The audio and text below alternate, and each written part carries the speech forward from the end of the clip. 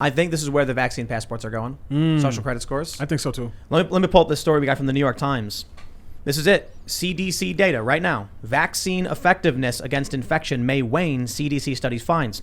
Federal health officials said the new data justified a campaign of booster shots, but some scientists disagreed, saying not every American needs another dose. What's the problem? It's just a vaccine, right? Why are you mad, Ian? It's just a little piece of paper. You already got it. You might as well just show it to them.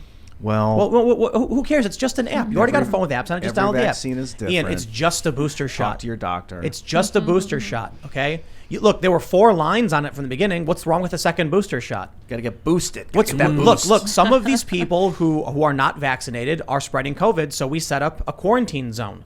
What's wrong with the quarantine zone? It's just a camp for people. That's the way things roll. Oh yeah. So in Australia, they're building the quarantine hub. In the U.S. last year, the CDC announced shielding. We have talked about it before. We didn't talk about it last show, and then people reminded us that the CDC proposed their shielding plan, which would create camps for people who are at risk. It's like I'm pretty sure the unvaccinated people are at risk. I mean, look, if you talk to your doctor about what makes sense for you, but I honestly don't think the vaccine passports are really what it's all about. I think it's about getting you to download the app and then them having the tracking and requiring the ID for you to get into a building. Interesting. You get your smart ID things coming up with those RFID chips on it. I definitely think they're trying to centralize and control and spy on, is that the right word? Observe your behavior. Well, they are. So that you can't commit crimes. Bro, your phone is spying on everything you do, man. That's crazy. Yeah, it's really weird. And they can, the satellite tech is getting really good too. They can listen to you from space. Wow. Listen through your walls and stuff. I don't know if that's common, but that's with lasers.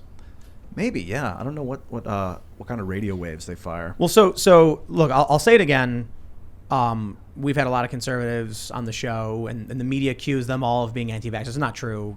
A good portion of them have been vaccinated and talk about why they thought it was a good idea for them. Many of them happen to be older. So you go and talk to your doctor, and you figure it out. And we had Kurt Schlichter on the show. His doctor was conservative. He talked to him, and they went over the numbers. He made the choice for him, and that's what I'm all about. I'm about informed consent.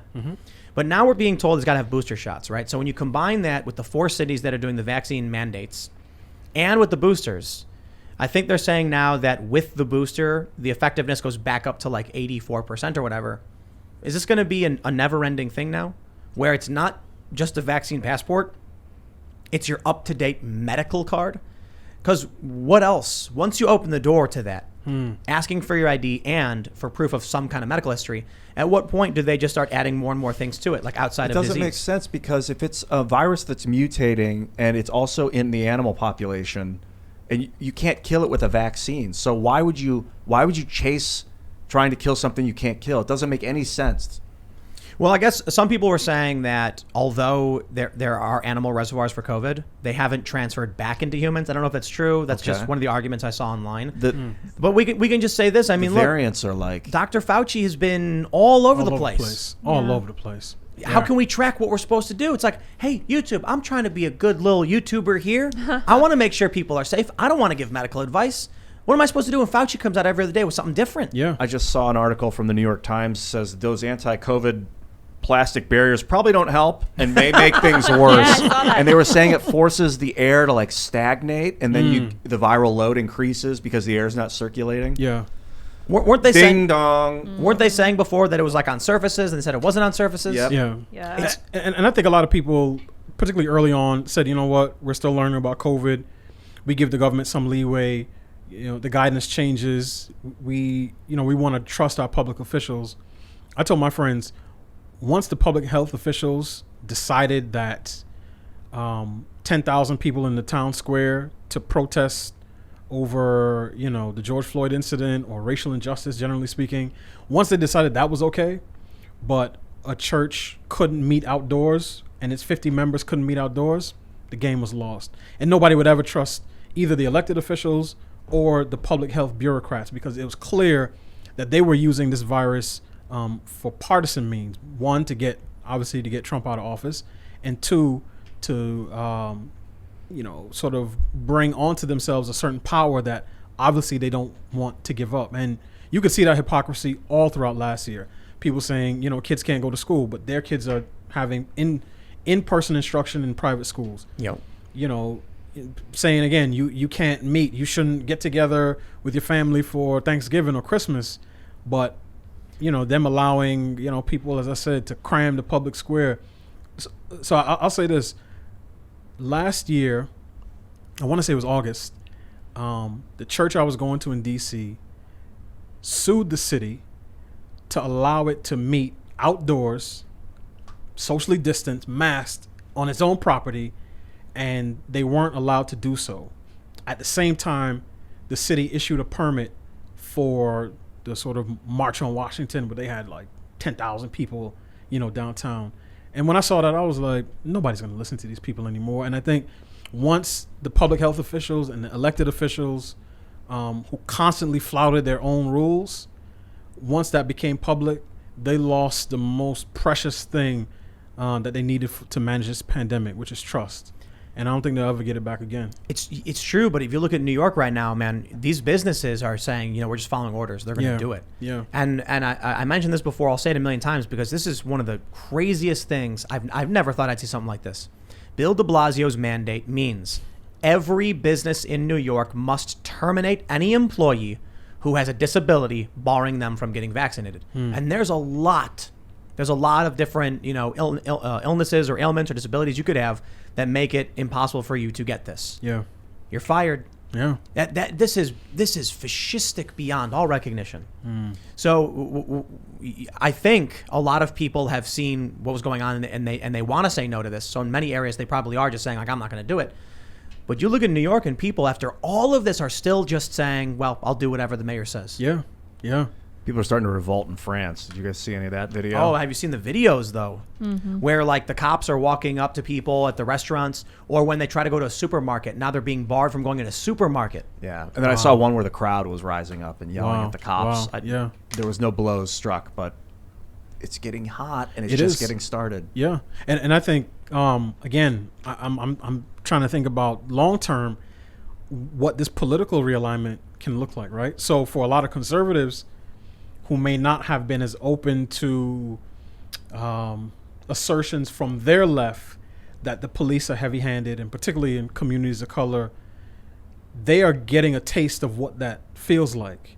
So when you're at a game and you're supposed to be masked outdoors and you're not, and the cops come and enforce it, and you say, I don't want to wear a mask, and then next thing you know, you're on the ground and being tased, now you can get a sense of what other people were saying. And I think what you're going to end up seeing is sort of a coalition building of folks on the right who are typically pro-police but are definitely anti-government lockdowns and mandates, along with folks who may be on the center left who say the police have had expanding powers and too much authority for a lot of years. And I think you're going to see that coalition start to form pretty soon. I think so. We did see a little bit of the right pushing back on cops at the height of the lockdowns last year. You had, I think NYPD were refusing to enforce lockdowns, so they brought in troopers. There was this guy at a bar. He was open but giving things away for free. They were like, we don't care. They blocked the entrance. And you had a lot of you had videos of some conservatives throwing the thin blue line flag on the ground and then stomping on it in the dirt in front of cops. Yeah. They weren't having it. All of a sudden, churches were being shut down. Cops were defending it. Yeah. You had the mayor of New York paint Black Lives Matter in the street without approval from the city, just taxpayer money, and 27 cops defending it. And so that's all okay. And they were arresting people who protested it. Yeah. So eventually, I think, maybe it's a cold wake-up call to a lot of people on the right that cops will just follow the orders. Yeah. Yeah. Michael Malice has a pretty bold, we'll just call it bold quote, where he said, I'm going to paraphrase it because I don't know it specifically, but there is no law so depraved a cop will not enforce it up and to executing innocent children. Wow. Now that's Michael Malice. It's a very, very bold thing because I don't necessarily agree. Like I kind of think a cop's going to be like, I'm not going to do that. Like, Soviet Union experience, personal experience. Right. And so I think what people need to realize is you're thinking about a cop right now. A cop right now is not going to do it. He's going to be like, get out of here, dude. Are you crazy? Like, come on, we got a line. But a cop in 5-10 years, when the good cops get purged out, when they mandate vaccines for everybody, and then you start getting skeptics and hesitant people or people with disabilities being like, I don't know about that, when the military says it.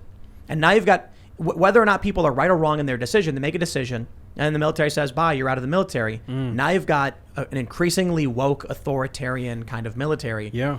Then you will get a cop who will gladly enforce. Because it's not, what Michael Malice is saying, and as the way I interpret it, is it's not about cops as the individual. It's about the institution and what they will come to represent should things get to that point. I hope we don't get there. No, we lived in an armed society. It'd be very, very unlikely that the police would throw themselves into that.